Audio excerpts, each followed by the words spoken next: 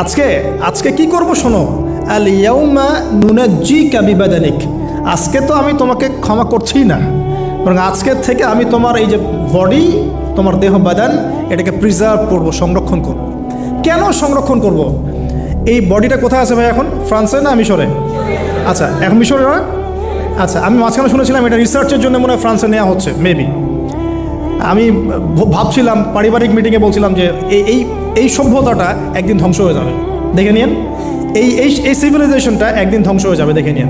যারা ফেরাউনকে মানে রাষ্ট্রীয় মর্যাদা দেওয়ার চেষ্টা করতেছে, আস্তাগফিরুল্লাহ, আল্লাহ মাফ করো। কেন তোমার দেহটাকে আমি সংরক্ষণ করলাম? আল ইয়াউমা নুনাজ্জিকা বিবাদানিকা, তোমার দেহটাকে আজকে আমি প্রিজার্ভ করে রাখবো। কেন? লিতাকুনা লিমান খালফাকা আয়া, তোমার এই যে ডেথ, এর পরে যত ফেরাউন পৃথিবীতে আসবে, তোমার মতো যত মানুষ পৃথিবীতে আসবে, তাদের সবার জন্য তুমি হবে নিদর্শন, আইডল। তাহলে ফেরাউনের বডিটাকে প্রিজার্ভ করা হয়েছে কেন ভাই? যাতে ফেরাউনি চরিত্র যাদের মধ্যে আছে তাদেরকে আল্লাহ পাক এর মধ্য দিয়ে শিক্ষা দিতে পারে, জাস্ট এতটুকু। এছাড়া কোনো কারণ আছে?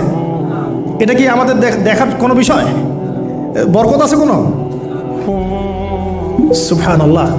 এখন আপনাকে আমি একটু কনক্লুশনের দিকে নিয়ে আসি। মানুষ জানতো না এই বডিটা কোথায় আছে। সাহাবীদের যুগে কি বডি বের হয়েছিল? মুরাদ ভাই, সাহাবীদের যুগে কি বডিটা বের হয়েছিল? তাবেঈনদের যুগে?